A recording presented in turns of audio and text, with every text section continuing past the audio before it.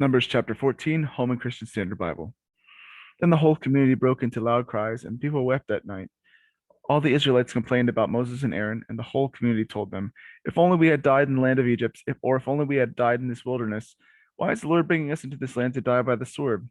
Our wives and little children will become plunder. Wouldn't it be better for us to go back to Egypt?" So they said to one another, "Let's appoint a leader and go back to Egypt."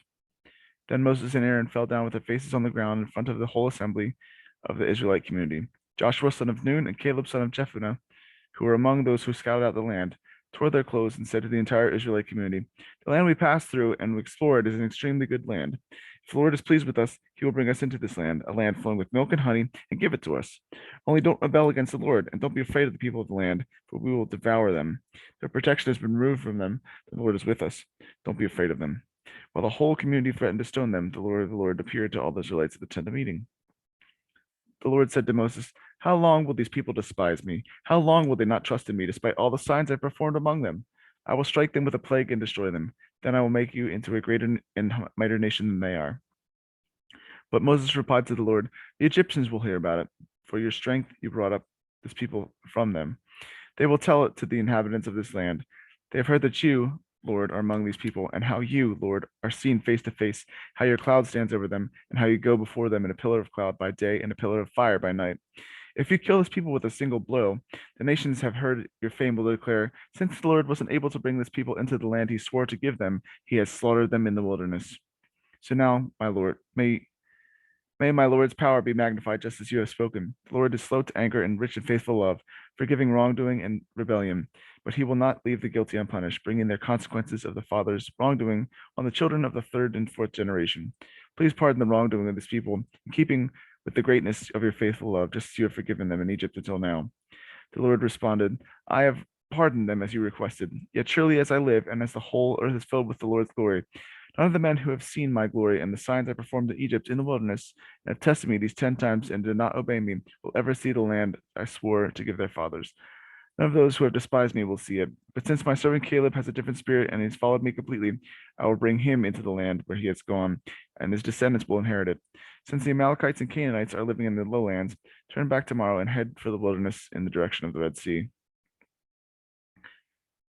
Then the Lord spoke to Moses and Aaron, "How long must I endure this evil community that keeps complaining about me? Have I heard the Israelites' complaints? I have heard the Israelites' complaints that they make against me. Tell them, as surely as I live, this is the Lord's declaration. I will do to you exactly as I heard you say. Your corpses will fall in this wilderness, all of you who are registered in the census, the entire number of you, 20 years older or more, because you have complained about me. I swear that none of you will enter the land I promised to settle you in, except Caleb son of Jephunneh and Joshua son of Nun.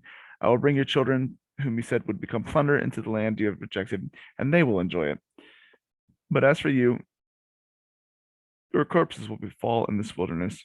Your children will be shepherds in the wilderness for 40 years and bear the penalty for your acts of unfaithfulness until all your corpses lie scattered in the wilderness.